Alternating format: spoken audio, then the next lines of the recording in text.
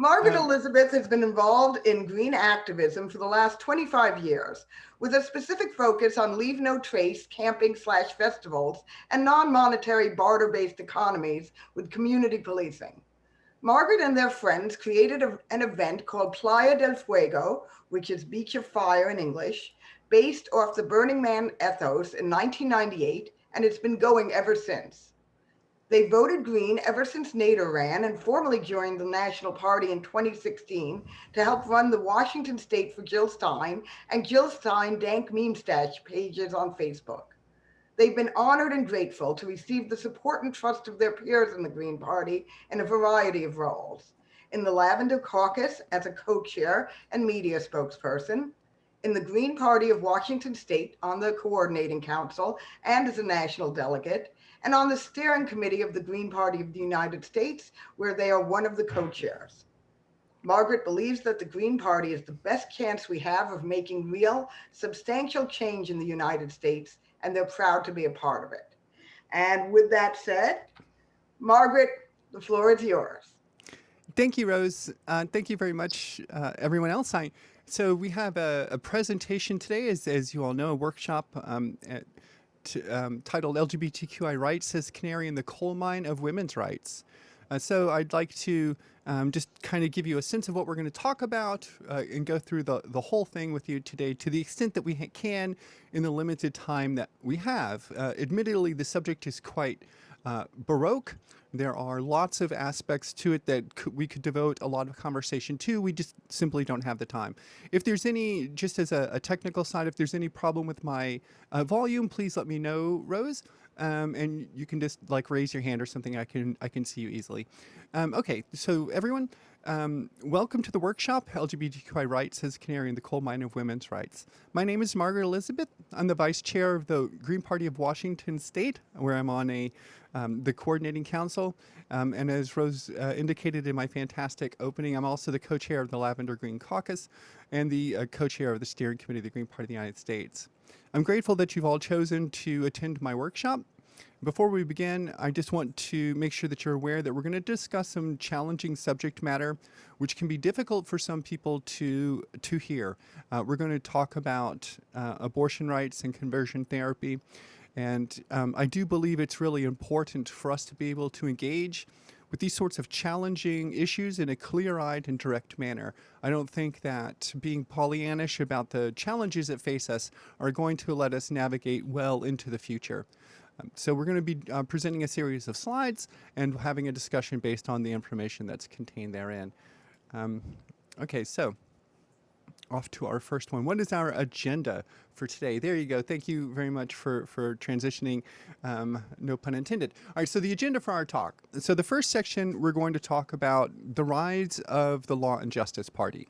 We're going to talk about who they are.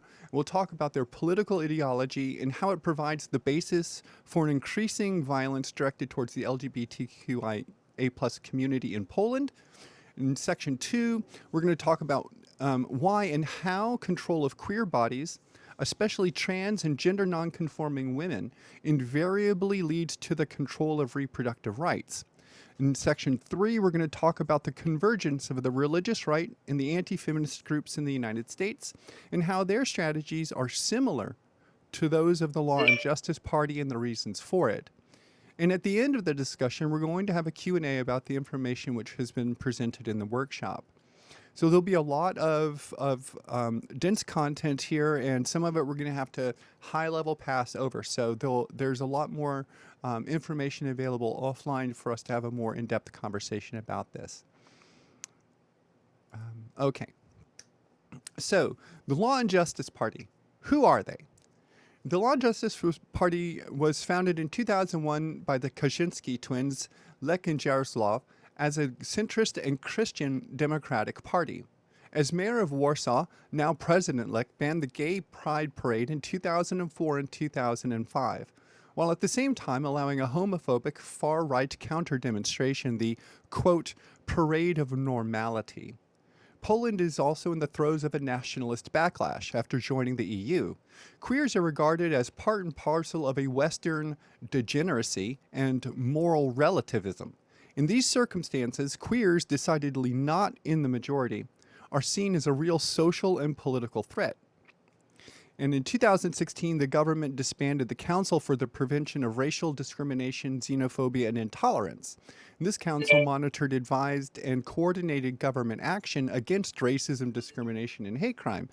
And as a result, many local towns, cities, and villages, comprising more than a third of Poland's territory, have declared their respective regions as LGBT-free zones, with the encouragement of the ruling party. During the 2005 electoral campaign and the months leading up to it, lesbian and gay men were often depicted in the Polish media as abnormal, asocial, and abject. They were accused of being a, quote, cultural and even biological threat to the Polish nation, lowering the birth rate and imperiling what ultra-conservatives lovingly call, quote, natural law marriage and family. Poland's Catholic fundamentalist Radio Marzia dubbed recent developments in Spain and Poland as, quote, homosexual terror, sodomitical unions, and the totalitarianism of sin. The radio station, which also has an anti-Semitic bent, has an audience of roughly 3 million people. Pause. Okay. Boy, that pause was tricky. All right, so here.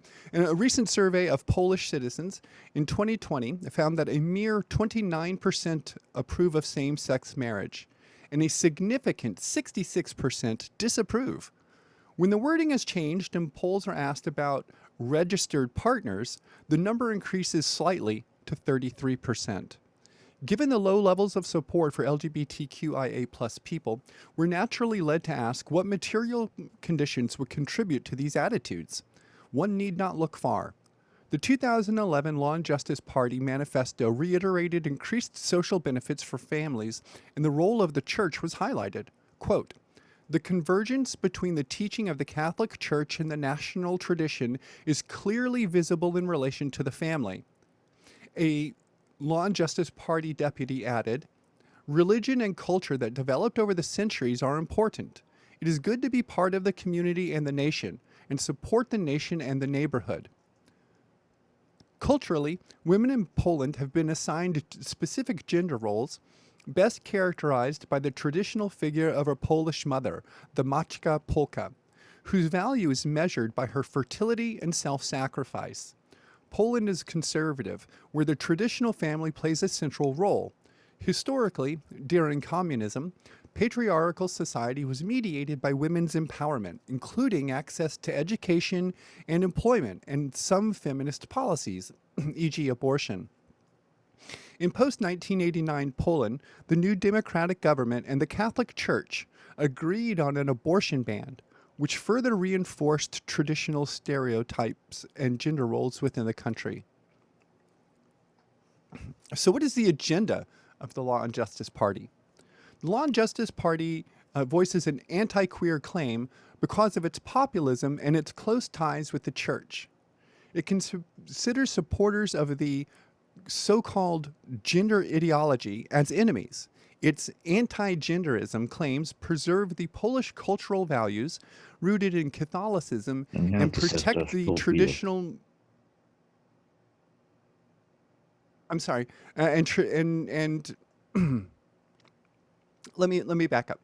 Its anti-genderism aims preserve the Polish cultural values rooted in Catholicism and protect the traditional model of the Polish family against foreign influence of the, quote, corrupt West, the liberal European Union, the homosexual lobby, and radical feminists. Law and Justice have mentioned gender ideology for the first time in its 2014 program as incompatible with the Polish identity and as dangerous for families because it undermines Christian values. It did not define this term itself, rather it borrowed it from the Catholic Church's rhetoric.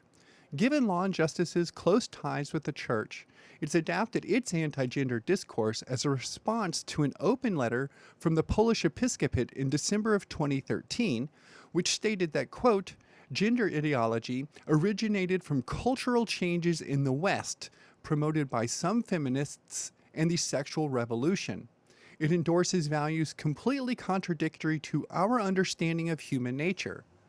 It can be inferred from the above that, quote, gender ideology is a term used to indicate that the proponents of gender equality and gender justice pose a threat to the traditional family, the Polish nation, and Christian civilization. And on the eve of Warsaw's pro-gay equality parade on June 10th, the League of Polish Families ran a primetime election ad on the government-owned state television featuring a young male supporter who intoned, "I have the courage to say that two, quote, Peterists are not man and wife." A week later, on the eve of the homophobic Parade of Normality, an all-Polish youth activist said, also on state television, that homosexuality is a disease that can and should be cured. All Polish Youth is a militia of the Youth League of Polish Families, and they organized this parade. So their agenda is also decidedly anti-feminist. Abortion has emerged as one of the most divisive issues since Law and Justice took power in 2015, promising a poorer, older, and less educated Pole a return to a traditional society. On January 28, 2021, the Polish government imposed a near-total ban on abortions, including the termination of pregnancies with fetal defects. The unexpected announcement sparked nationwide protests, which morphed into an eruption of anger against the government, particularly against young people. Since the Law and Justice Party represents social and national conservatism, it predominantly makes gendered claims that advocate the preservation of traditional family and gender roles. Women are first and foremost mothers, and the state should guarantee the protection of pregnant women and mothers. Ultra-conservative elements of Poland's ruling coalition have long sought to tighten abortion laws even further, even though polls show that there is minimal support in Polish society at large for the move. Past attempts to change the law have led to huge protests, leading to Parliament stepping away from this. Instead, the law has been changed through the Constitutional Tribunal, which is mainly made up of those appointed by the ruling Law and Justice Party, and it has become extraordinarily politicized during the party's 5 years in power.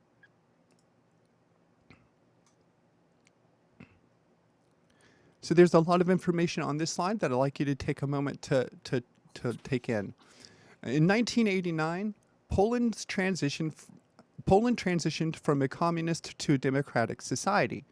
During the next years, Poland instituted dramatic changes to its social and economic system, and within 6 years had returned to its pre-1989 GDP. Yet birth rates would continue to steadily decline as more and more Poles immigrated west. As we've already discussed, the Law and Justice Party is a populist party.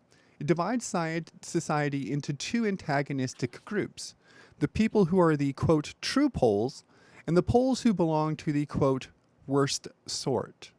The people who are referred to as the nation or sovereign support traditional Polish values and law and justice. They come from local, small-town, or rural communities and claim to exhibit morality, religious devotion, and patriotism.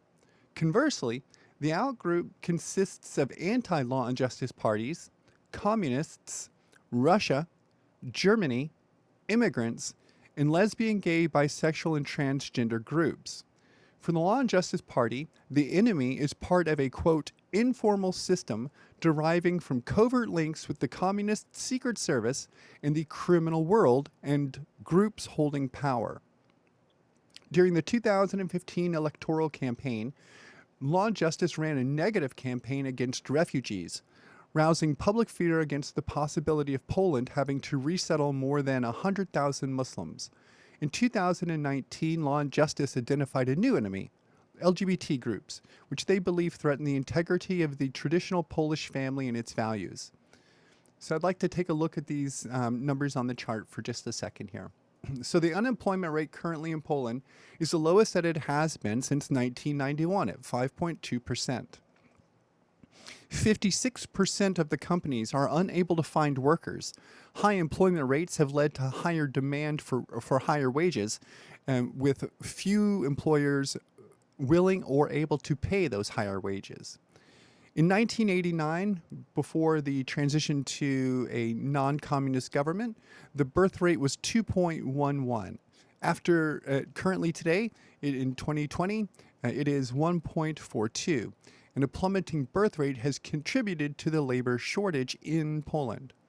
And in 2025, there is a 1.7 million job projected labor shortfall. And Poland is facing a critical labor shortage where companies are increasingly forced to turn to foreign labor markets. And I'd like to read from an interview given to a BBC reporter in September from last year. Quote, "At Sunday Mass at the magnificent Baroque shrine of the Blessed Virgin Mary, on a hill overlooking Tukchow, I meet Gazinka Karas. She is a pillar of her community, fundraising for good causes and running a hotline and counseling service for local youth. Later, back at her house over coffee, she tells me that she fully backs the town's resolution on LGBT ideology. She is worried about what she sees as the pernicious influence of the World Health Organization's guidelines on sex education. Addiction problems in Tukchow, she says, are rampant, but it is not drink or drugs that she is most worried about. It's the internet and masturbation. Our young people are terrified about doing it," she says, "and they want to stop, but they can't. They don't know what to do. So I refer them to a sexologist at a Catholic church." At this point, her husband, Kazimierz, interrupts us to tell us that homosexuality is a sickness that can be treated. But it requires goodwill, he says. It's not as if you're done for when you're a homosexual for the rest of your life. Something can be done about it. He recommends an American self-help book called Coming Out Straight. With Poland's birth rates now as low as they have been since World War II, Ms. Karas also is worried about demographics. Quote, "Homosexual unions do not guarantee the growth of our fatherland," she tells me. And so, at last, we come to it. The Law and Justice Party in the Catholic Church define true Poles as those sharing what their values and views are regarding the role of women in society and what role the immigrant and LGBTQIA+ community have. Women are to be mothers and wives whose value is tied to their fecundity and submission to traditional gender roles. During his re-election campaign in June, President Duda signed a, quote, family charter, including pledges to prevent gay couples from marrying or adopting children and to ban teaching about LGBT issues in schools. The LGBTQIA+ community is seen as the enemy incapable of making more true Poles who undermine traditional society with sex education, gender ideology, and LGBTQIA+ issues. Nationalism and conservative religion invariably converge on the control of reproductive rights for all members of society. Various material factors arise in each particular context, which give nuance to the traditional gender roles, yet the point of control remains: make more of the desired in-group to displace the out-group who are in society. Members of society face strong societal pressures to conform and adopt the traditional family values, with threat of dire religious plight and eventually legislation to compel them to act as the state wishes. So I'd like to talk now about the convergence of the religious right and the anti-feminist politics in the United States. So we're going to talk about a few different groups in this section. We're going to talk about the Ruth Institute. We're going to talk about the American College of Pediatrics. We're going to talk about the Alliance Defending Freedom, and we're going to talk about the Women's Liberation Front.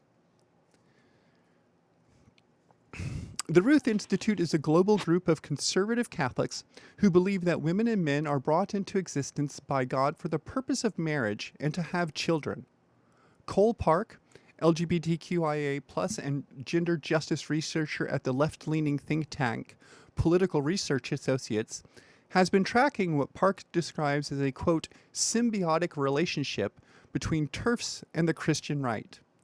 Park cited, for instance, in an April 2016 op-ed by Jennifer Morse, president and founder of the right-wing Ruth Institute, where where she said that she is reading a quote very interesting book called Gender Hurts by Sheila Jeffreys, writing, "I would not have expected to agree with a radical lesbian feminist. However, in this case, I absolutely agree with her.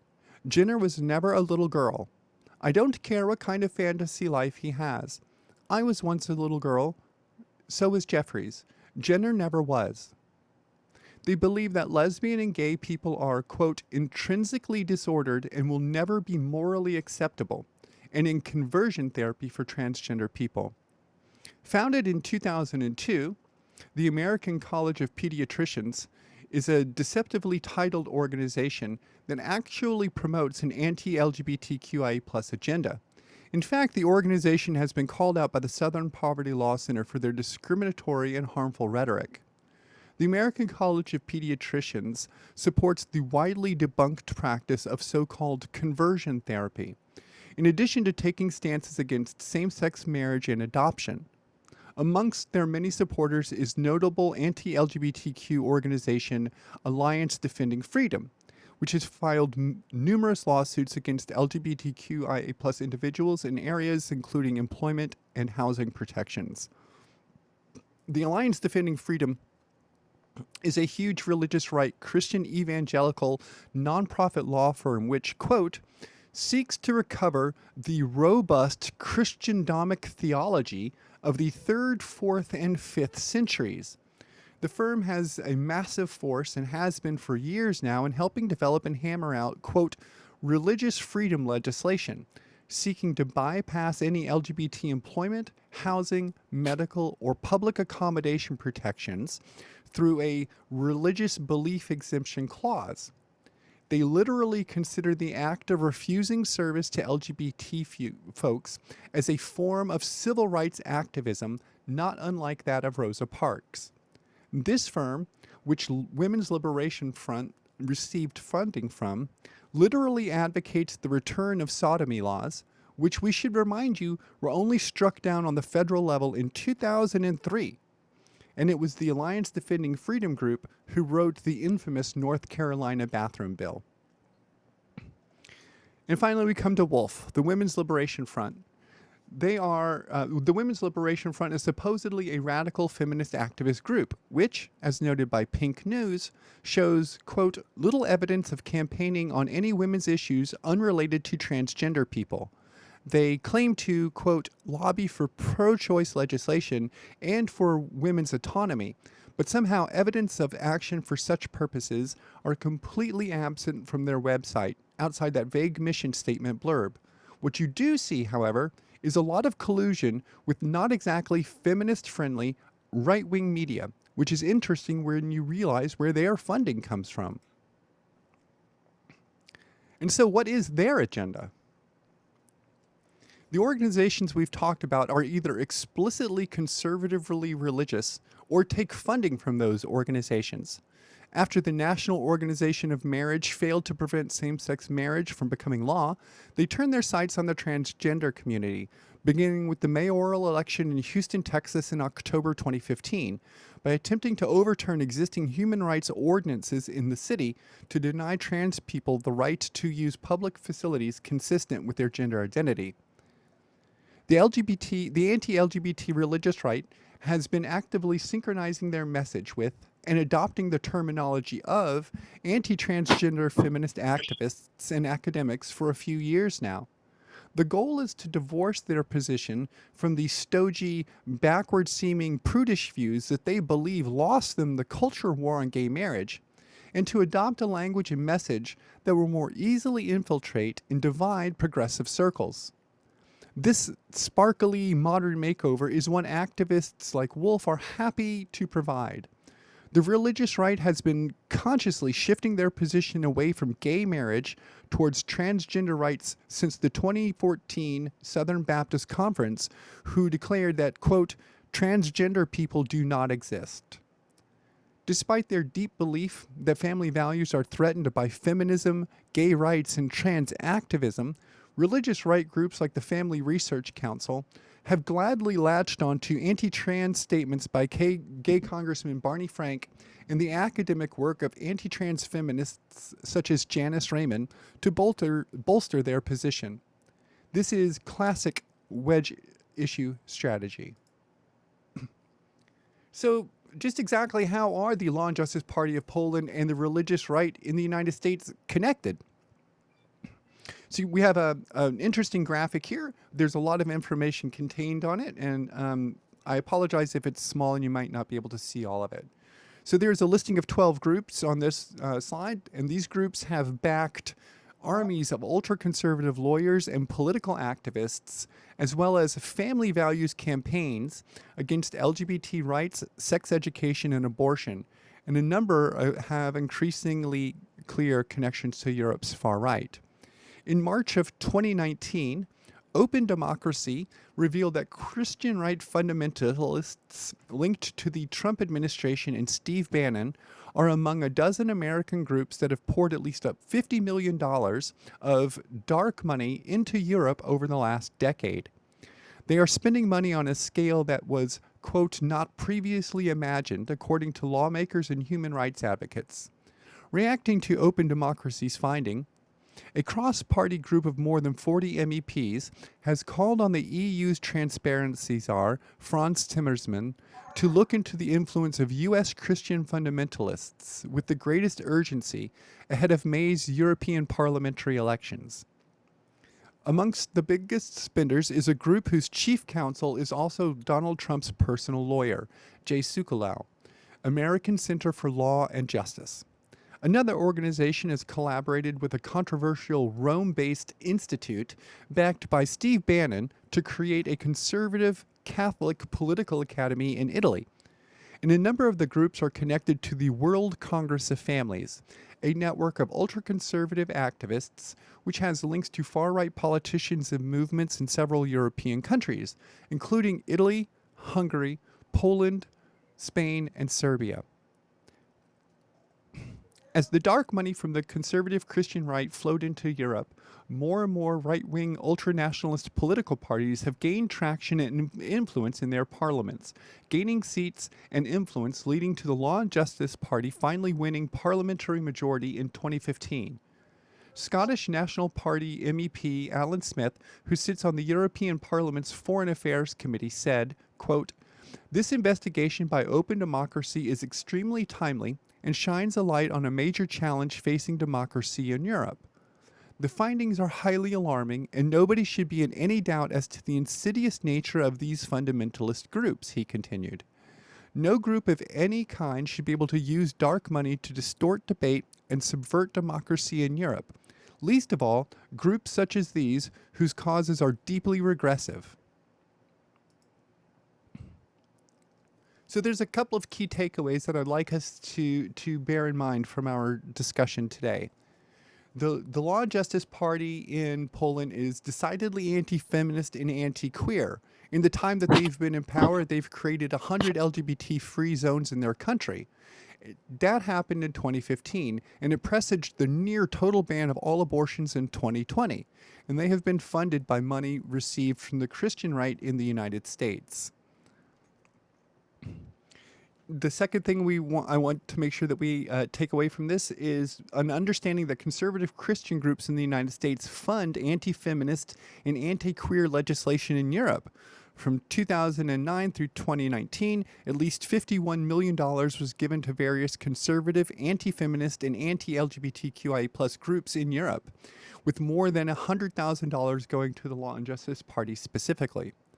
And I also would like to make sure that we understand that anti-LGBTQI+ and anti-feminist policies exported to Europe are trials for the same policies in the United States.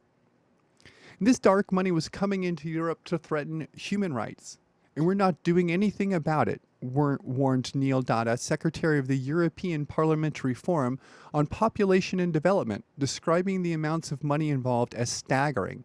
Quote, "It took the Christian right 30 years to get where they are now in the White House," he said. "We knew a similar effort was happening in Europe, but this should be a wake-up call that this is happening even faster and on a grander scale than many experts could have imagined." Amid a spate of legislation in early 21 targeting trans-affirming health care for trans youth and gender nonconforming athletes, Ohio State Representative Jenna Powell, a Republican for Arcanum, announced on February 12, 2021, that she had signed on to the, quote, Promise to America's Children, a collaborative effort between the Family Policy Alliance, the Heritage Foundation, and the Alliance Defending Freedom. The 10 principles set forth a vision for childhood in which comprehensive sex education is banned in schools, teachers aren't allowed to talk about LGBT people, students can openly discriminate against their LGBT classmates and teachers, parents are encouraged to submit their LGBT children to unethical conversion therapy, and schools are powerless to protect them. Trans student athletes are prohibited from playing sports, trans children are unable to receive life-saving trans-affirming care, and child welfare organizations are encouraged to discriminate against LGBT prospective parents, and schools are forced out their LGBT students to their parents, regardless of any safety considerations. Does any of this sound familiar? These are the same conservative religious organizations who have funded the rise of the conservative national political parties in Europe to test run legislation before trying it in the United States. In Poland, they have largely succeeded in creating their Christian nationalist state. If these groups have their way, they will enact a modern Christian ethno-state in the United States, and the nearly 800 bills regarding LGBTQIA rights and abortion rights should profoundly concern us all. A few addendums to add here as we're close to the end of the presentation.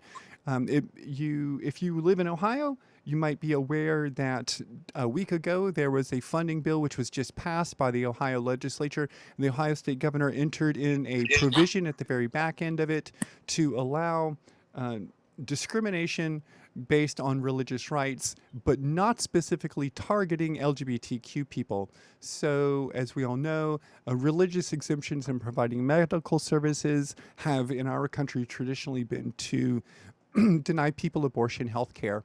And that's exactly what's happening in Ohio right now. So we're at the end of our presentation. I would like to thank you for your time and your attention today. I'd like to thank you for attending this workshop and for getting through some of this difficult and challenging material.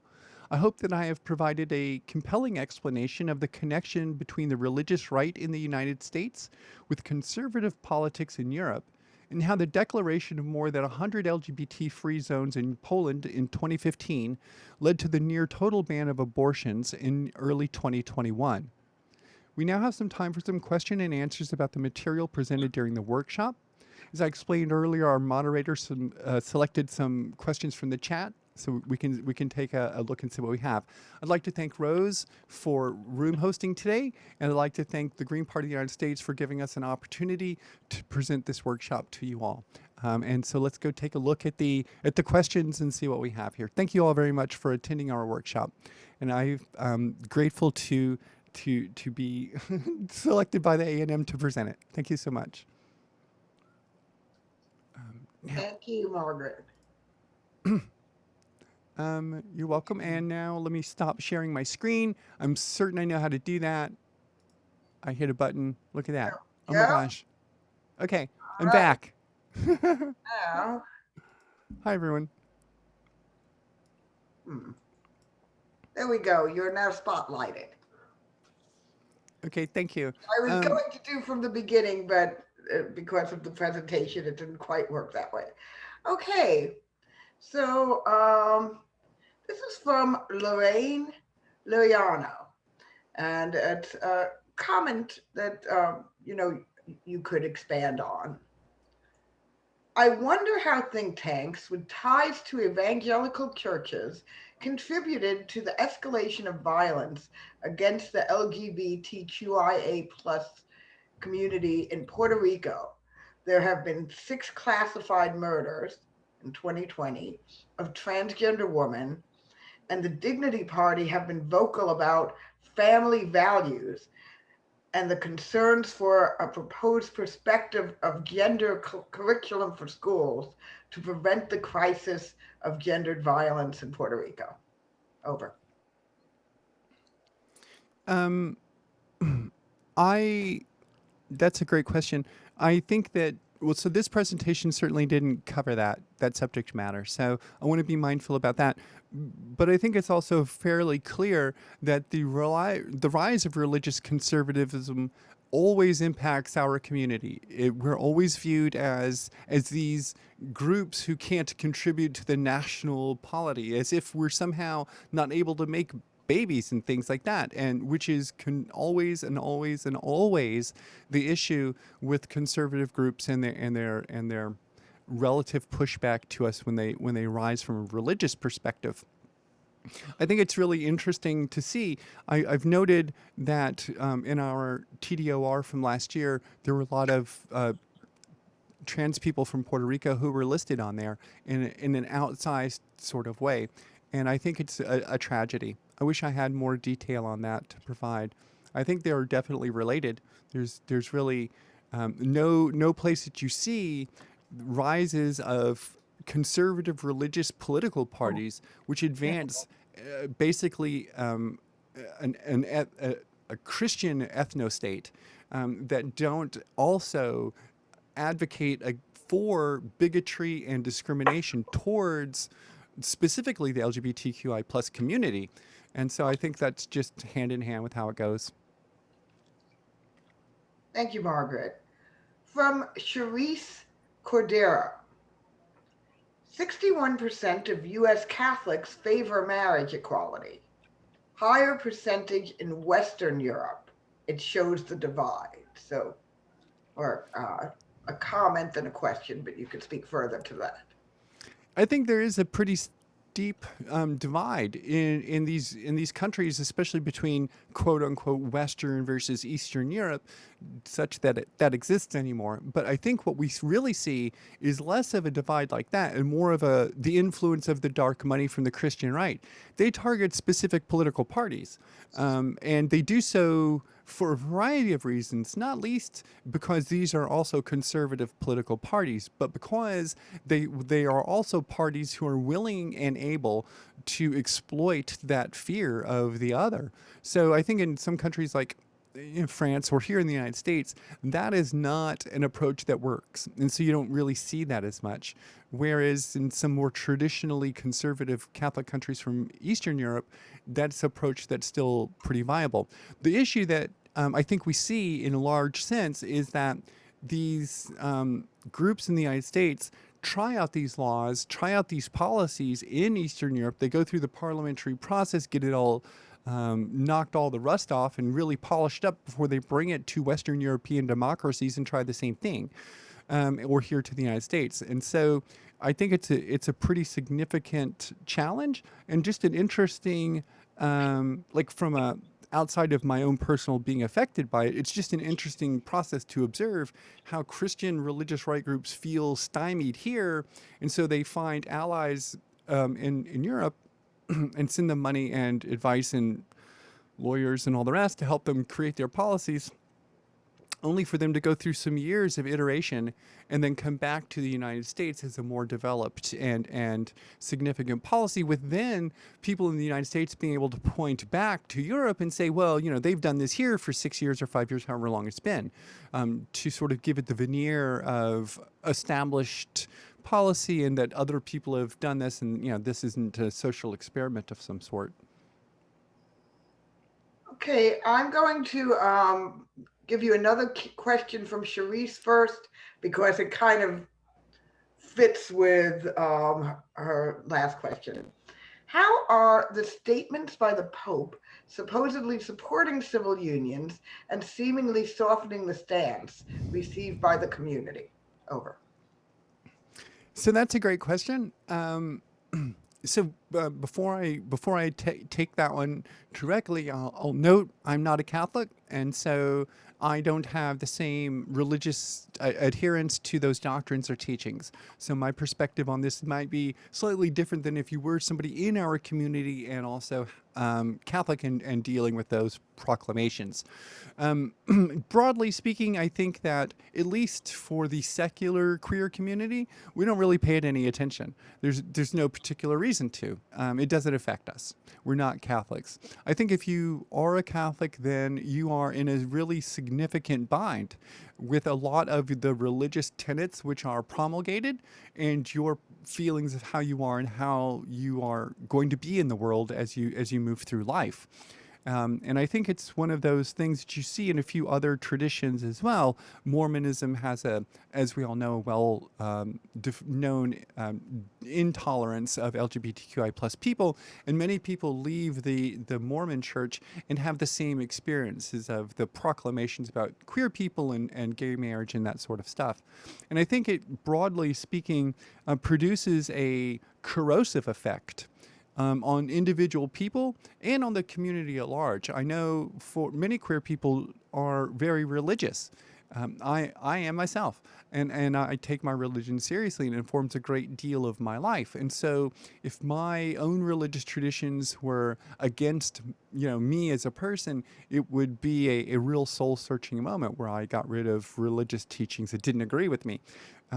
So that would be a tricky thing. I think that for most of the people I know here in the United States, at least, they are more often not religious conservatives and are in fact Protestants of some sort of liberal flavor. So even if they have religious views, they dovetail fine with social justice and queer rights and that sort of stuff, and it's no big worry.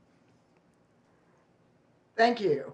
Okay, here's one from Lizzie Adams, who is here in Florida with me. And so I'm very glad that she's asking about this, because it impacts all of us, particularly those of us in some of the more, states run by the likes of Ron DeSantis and other far right figures. So from Lizzie, here in Florida, anti-trans legislation for athletes and an effort in public schools to muzzle teachers from teaching a range of historical, societal, and social emotional learning is very concerning. Can you speak to these efforts that are occurring in many states in the US? Over. Yes, I can. That's a significant thing, right? So the Florida laws, in some sense, each state has their own iteration of their their bathroom bill, whatever it's going to be. In many cases, it's now far beyond just public accommodations, and they are targeting like trans-specific healthcare for children, all trans rights as adults, that sort of thing. So I think what we are seeing is really significant. So right now, as we know, there are like 250 or so, give or take, anti-trans, anti-LGBTQI plus bills pending in front of state legislatures everywhere, and many of them have already been passed in some small measures. I suspect that when challenged, they will all fail. But irrespective, prior to their being challenged, they're going to impact a lot of people. And so I think that the purpose of them is not what it seems, to be fair. I know the bills are themselves really egregious, and they often get passed.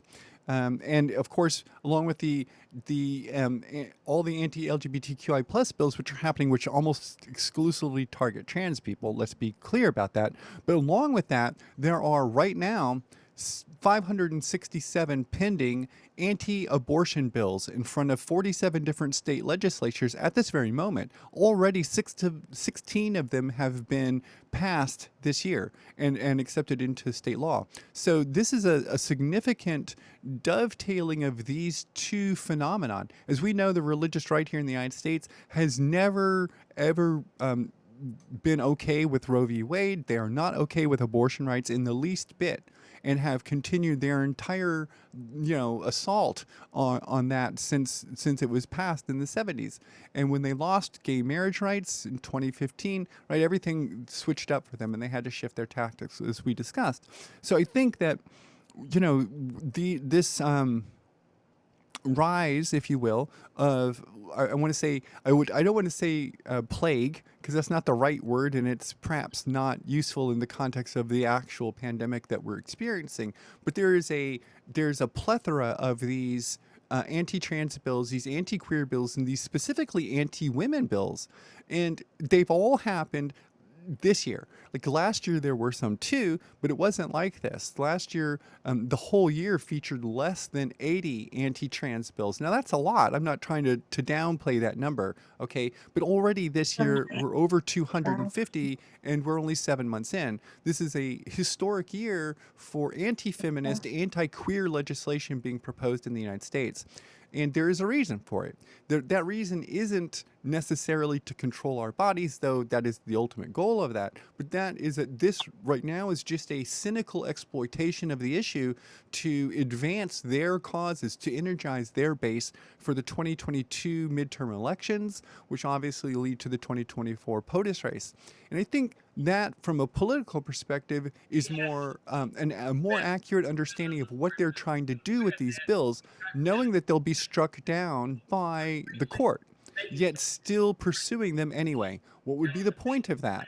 The only point could be to motivate and energize their base so that they will vote for them and ensconce them in power. And sometimes it really sucks from a political perspective to get down to that, but it often is. It's a cynical exploitation of a minority group and its out-group status to manipulate an in-group to gain their trust, vote, or money. And usually it's all three. Thank you, Margaret. From Miss AOK, can you address this pattern as compared to the rise of fascism in the previous century? I think that's an important question. So that is a great question. That is probably a thing that we could devote a whole workshop to, because tracing the links between like fascism and neo-fascism, which is essentially what we're dealing with now, are extensive, compelling, and really far beyond the scope of our thing here. But I would say to you that looking at some broad patterns, you can see some stuff that really sticks out, I think. And makes me concerned. So, as we were talking about with the Alliance Defending Freedom group, right? They wish a return to 3rd century Christodomic theology. I'm not sure how familiar y'all are with 3rd century Christian beliefs, but they're not what we would call progressive in the least bit. And to return, our entire country to the practice of sodomy laws. And I don't know if you're all familiar with what sodomy laws entail. It isn't just anal sex, it's oral sex too. It's anything that's not traditional, missionary copulation. So it's a desire to control our procreation. It's a desire to control our sexual freedom. It's a desire to control who we are as individual beings, specifically for the purpose of creating a religious ethno-state to keep the out groups out and then form the in group and keep it in. And I think that's a pernicious pattern which is always found in fascistic political ideologies. And there is, in my opinion, there's no doubt that always and invariably transphobia arises from fascism. They're inherently linked together. And so when you see the rise of transphobic thought, when you see the increase in transphobic legislation, it is always coupled with an increase in fascism in the country or in the region where this is taking place. It never doesn't go hand in hand. And we are a supremely easy group to target. The easy, quick analogy here is that they target trans women to then get to gender nonconforming women, to then get to cis women, so that they can control abortion for all women. This is how it works, because trans women are a small group of women, so they can control their bodies first. Then the moment that happens, you then have this whole group of other women who people are not sure of because they're gender nonconforming. They just get lumped into this control group. So now you're controlling them too. Then the next thing you know, you're controlling all the women, because that's the point of it. That is always this dovetail of fascist control over queer sexuality and reproductive rights. Always, always. Actually, that brings me to, I'm going to ask my own question here because I just feel like it fits with this. So, a source of controversy in my political life, and without going into details, is can one be politically progressive, um, a fighter against the worst features of capitalism and oppression, and then also either be united with some very transphobic views, or they themselves be openly transphobic? And now I can tell you my answer to that. No, because these things have a way of, once that Pandora's box is open, um, it all goes down with it. So you can't have a fight where you're saying, no, well, I'm personally not transphobic, but we're going to unite with this because we're anti-capitalism together. Because you're propping up in some ways some of the most frightening aspects of patriarchal capitalist culture. So, anyways, I'm answering my own question in some ways, but I'd actually like your take, Margaret. Yeah. So, um, could you ask that question again? I'm sorry. Um, being anti-capitalist and anti-trans. Well, Okay. your So take on that? That's a I'm with you more now. simplistic way of putting it. I'm 100% on board.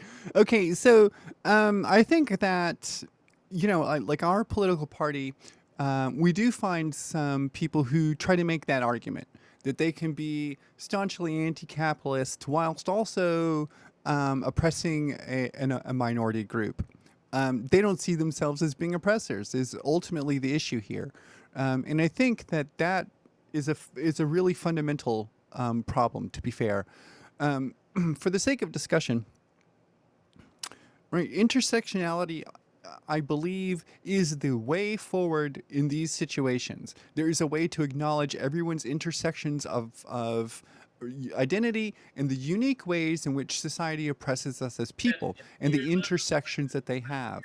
But there is a real strong, a real decided and strong perspective that right now, at least in our party, being anti-capitalist means some real stuff, right? It means that we oppose like fracking and a continued extraction of fossil fuels, right? It means that we stand for social justice, and social justice is a bit more nebulous, perhaps, than saying something like, "Oh, we're opposed to fracking," which is really something specific. So social justice, broadly speaking, is just a word or a phrase to describe the idea that there is inequity in society, and we can all recognize it, and that inequity appears in different ways and impacts people differently. Nevertheless, we can have a comprehensive and thorough perspective on inequity in society and how it impacts us, and then have like a plan to attack it and to deal with it and to transform it. So the Green Party has that plan, and we articulate it really well. So I don't think you can stand with a progressive political party like we are, and say we wish to address the inequity in society, and at the same time also say, except for that one group. That one group, we definitely still want to make sure inequalities exist and it's inequitable in this society. So I think they're completely incompatible with each other. I think the issue is that people don't see that. They think of themselves, oh, I believe everyone should live free or whatever, and they just say that kind of stuff, and they don't understand the material conditions. You can say that you believe that people should live free. This is all true, and this is a good thing to say. But if you don't work to change the material circumstances of the lives of people, then your words are fairly meaningless. The fact of inequality exists. If you believe that it should be changed, then you take actions to do that. That doesn't mean necessarily marching in the streets, because not everyone can do that, but that does include that. And so I think that it has to be an actions and words thing. If you really believe in progressive politics, if you really think that this is the way forward for us, then we have to really take a hard look at this intersectional nature of the party that we have, of the different ways that inequality and inequity in society impacts our different social groups, specifically the way that society and these policies impact trans women and cis women, and leaving aside just for a second the impact on kids, which is this whole separate kind of like thing to deal with in a way, because you might recall, if some of you are old enough, maybe some of you are not, but when gay marriage and all that was going through the ringer through all the court systems and everything, there were many articles and many quote unquote smart people who were talking about, oh, we can't let gay men into the locker rooms because they're just gonna have recruit all the guys. We can't let gay women into locker rooms because they're gonna recruit all the girls.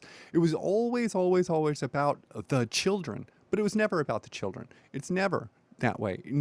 And so I think that what happens, broadly speaking, is that people themselves, we were talking about this in one of our workshops yesterday, our idealized self versus our real self.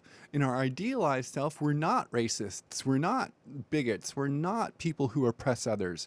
In our real self, though, we have grown up in a society which inculcates patriarchal attitudes, which inculcates white supremacy into us. And so even if we think we're not those things, that doesn't mean we didn't get impacted by all of it. We have it all internalized. So we have an active duty to challenge it and work on it.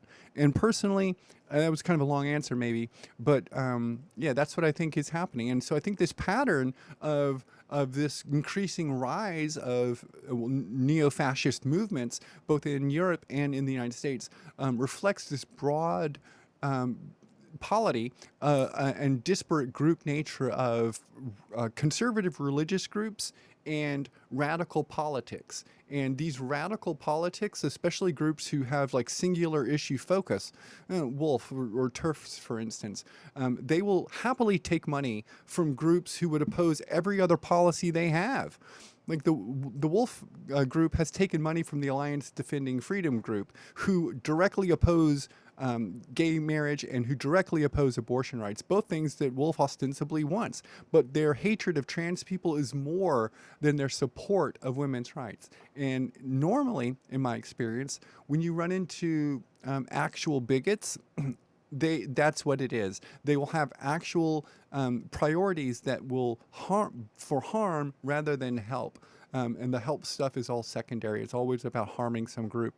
And it's really pernicious. I think we in the Green Party are having a pretty significant challenge with it, which is not surprising, but challenging nonetheless. That brings us to Rick Greenblatt's question, which I think is going to have to be our last question, because we are, and I want to thank everybody for a very lively, I'm so sorry if there's people we couldn't get to your questions, but there's been a really lively and interesting discussion, of course. This is from Rick Greenblatt, and it is, thanks for your thoughtful and informative talk. So-called gender critical radical feminists, AKA TERFs, counterpose trans rights to female and especially lesbian rights. They seem to view this as a zero-sum game, or worse. In this view, they win, we lose. This is a real issue within the Green Party of the United States, as you know. Frankly, I don't agree with or understand this line of reasoning, though I have some thoughts of where it's coming from. What are your views on this? Over. I do have views about this issue. So yeah, I think it is a real significant issue, and I want. There's a lot to say here, right? So, and I realize our time is short, so I'll be as quick as I can. So, to our opponents who might watch this, like I actually, as much as I might speak in a way which seems to display no understanding of their position, I do understand it. I disagree with it, and I think they're wrong, which is why I don't engage with it in the way that they think I should. But I understand it. And I think this ultimately arises from a conservative kind of point of view. Um, so we live in a time, I suppose, which could reasonably be called scary. There's a lot of scary stuff happening. Climate change is rampant and running away from us, and there's very little, it seems like, we're doing about it. And the pandemic, the economic collapse, all of these things produce in people a great deal of anxiety and fear. And when people are feeling the pressure of anxiety and fear, they will lash out conservatively because they are trying to protect their feeling of safety. So in these situations, I believe that our opponents are mostly expressing their feeling of unsafe. They feel unsafe. They don't know why they feel unsafe, and so they're expressing it. Now, in this case, they feel, I think they're being told something wrong about why they're feeling unsafe. Their unsafety doesn't come from, more safety for others. Right? More safety in society is more safety. It's not less. So when we talk about making more safe spaces, more inclusive spaces, we're trying to help everybody feel safe. And that increases the amount of safety in society. It doesn't decrease it. Conservatives often feel as if their personal values are being attacked, their worldview is being maligned or even subverted. So I think we run into that. I know it might seem strange to talk about conservative Greens, but they exist. And they're in our party. And I think that conservative Greens are people who share the same concern about the ecology that we do. They just don't share the same concern about the people that we do. And so as a consequence, we have a pretty big disconnect in how we go about achieving equity in society. And so I think that from the Green Party perspective, we see, well, we know some of these people are getting funding from these religious right groups. I've released another post about that detailed a much more in-depth discussion of the connection between the religious right and TERFs here in the Green Party, which you can find over on the Lavender Caucus website. Today, actually, it'll be published today. And so it'll be there, and you can look that up, and you can read some of that stuff too. But I think, like, for us as a progressive political party moving into the 21st century, like we're now, 2 decades in, so we're really ensconced in it. We're looking to the future, right? The next 30 years. I look at us as a progressive, light kind of political party, able to make quick moves and pivots to address social issues and concerns in a socialist, communalist kind of perspective that is firmly grounded in our ecological wisdom. And so I think there is a place to reach to people who are reachable. However, I think in our party and in broad society, there is a group of people who have declared themselves in a very specific faction. I myself am in one of those, right? I'm very firmly in the queer community, and I am not going to budge from it.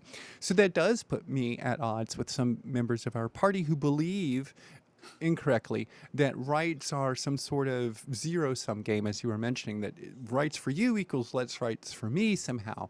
That isn't how it works. And you can have 100% of all the rights, and I can have 100% of the rights. We can all have 100%. There's no one who needs to have less. And it doesn't lessen your 100% of having the rights. And I think that one of the things I note is that, I'll characterize it as myself here for this discussion. I think of myself as a very egalitarian person, open to discussion and all the different things in society, and I really challenge my internalized racism specifically. Yet I know for a fact that I still have it, that even though I don't want to be and I try my best not to be, I still have these things which were taught to me, which were part of how I grew up. And they exist in my mind at a level called preverbal assumptions. They never even articulated in my brain. It's just this is the way the world is kind of thought, right? The bedrock upon which all your other thoughts are. So that's really hard for us. And if you're a person who's been in a minority group that's been oppressed historically, and you might suddenly find yourself in the concept of intersectionality in an oppressor group also. You are an oppressed person and an oppressor. Both things are true. And this is a really, really hard thing to sit with. I don't want to consider myself in that way. I'm sure none of us do, yet it's still true. And our ability to sit with this discomfort, this uncomfortable feeling and thought, is necessary to our growth. And it's the only way we can actually challenge this stuff and really change ourselves. And, it's just how it is. We grow up in a white supremacist patriarchal society, and you are taught all that stuff. You can reject as much as you want, but you still live in the society. It's still in it, in all of it. So it's really, really difficult. And I think it's a combination of those factors. These people feeling unsafe for a variety of material circumstances. They're feeling like their identity is being attacked, and so they're reacting in the way that everyone does, right? Really defensively and kind of in-group, out-group stuff again and again. It's in-group, out-group things. And we, as a progressive political party, I think, have a real challenge to break through the in-group, out-group dynamic, because we're basically an out-group politically speaking, right? So we have to figure out how to do that. And then if we can figure out how to do that in a broad sense, we'll be able to figure out how to do that internally for ourselves as well. Thank you, Margaret. And I will point out that one of the more bizarre or disturbing, or I don't know how to put it, has been the sheer number, speaking as a cisgender bisexual woman who at some point will embrace the pansexual label only because it's more accurate. I'm just so used to bisexual. But having cisgender heterosexual men lecture me about my lack of understanding of feminism. And I can't be the only one who's been through this, but it's disturbing because, the word mansplain, like having feminism mansplained to me. Yikes. So that's just been one of the more one of the many, I should say, disturbing features of this discussion in general. And I know we're coming out as Greens proud and on the right side of history. And thank you, Margaret, for your leading role in demanding that this party be on the right side of history. And we are grateful. Yes. Thank you, Rose. If you have a few closing statements, we're down to our last 2 minutes. And oh yeah, hell yeah, I got some closing statements. we got 2 minutes. Yeah, I totally do. So first off, I just want to thank you all for being here again. Right, there's a bunch of competition for our time during the annual national meeting. If you've been attending these things, it's like days of Zoom meetings, and I'm sure that Dante has an unpublished addendum to his book called Zoom Meetings: The Untold Story of the Level of Hell. Right, so it's totally a thing, and it's really different than being in person. It's better than just talking, to be sure, but it's still really hard. So I appreciate you being here. I appreciate you spending your time with me and listening to this conversation and engaging in the back and forth. Sometimes these things really do seem, I think, so big and so far beyond our ability to impact that we can get frustrated and discouraged. So I hope that I was able to kind of take some of the big picture stuff that's going on and bring it back into a distilled kind of form so we could see it playing out really directly in some stuff that's close to us. And I'm not going to ask you if you enjoyed this, because it wasn't an enjoyable conversation to have, but I do hope you found it engaging and informative. And I'm happy to answer further questions or take feedback off list as well. All right. Thank you, Margaret, and thank you everyone for being here today, and looking forward to the rest of this great annual meeting. Thanks again. I'm closing out the meeting, and you all take care and be Bye, well. everybody. Thank you, Rose. Thanks for hosting. You're welcome.